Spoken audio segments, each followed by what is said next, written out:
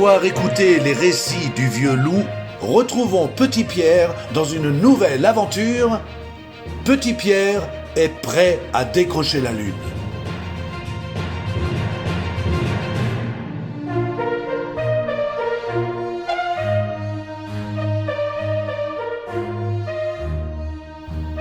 Jour de marché au village n'est pas jour de repos pour un cœur vaillant tel Petit Pierre. Ce jour-là, une sorte de brouhaha joyeux se déversait le temps de la matinée dans les ruelles du village. Saveurs et couleurs se donnaient à tous, tant aux yeux qu'au nez. Un long soupir sembla étirer Petit Pierre d'un bord de son lit à l'autre.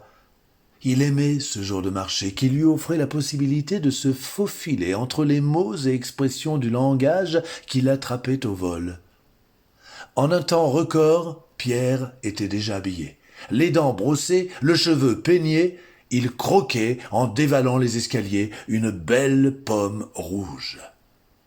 Le souffle palpitant, la main posée sur la poignée de la porte d'entrée, il entendait le bruit sourd de la rue qui enflait de l'autre côté. Et ce fut comme une éclaboussure, comme si les mots, impatients de jouer avec Pierre, s'étaient précipités sur lui dès qu'il avait pointé son nez au dehors. « Ah bah dis donc, t'as plus gros yeux que grand ventre, hein, toi ?»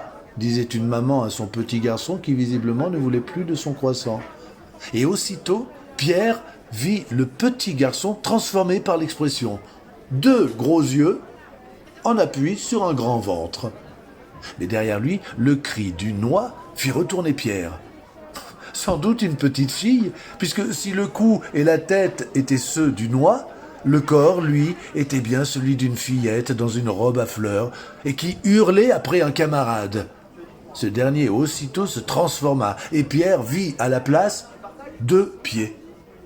Pierre s'amusait à chercher quelles étaient les expressions, quand un autre changement attira son regard. Dans le groupe des enfants était apparue une baleine. Quel était le verbe qui pouvait transformer quelqu'un en baleine ?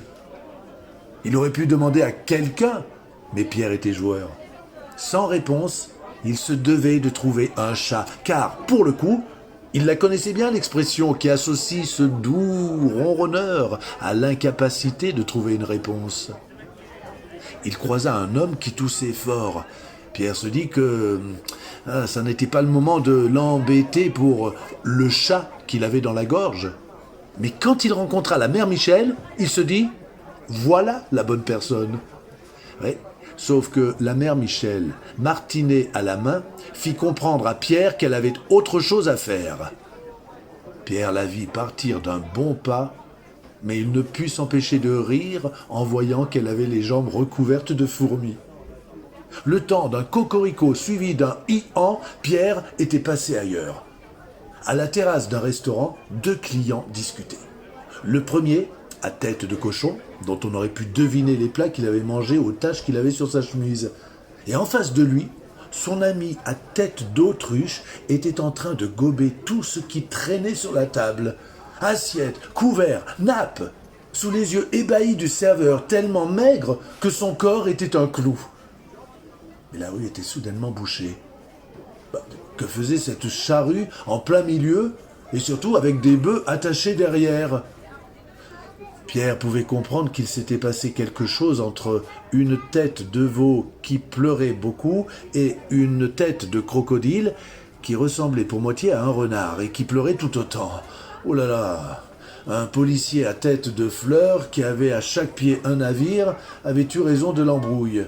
Il expliqua à Petit Pierre la situation.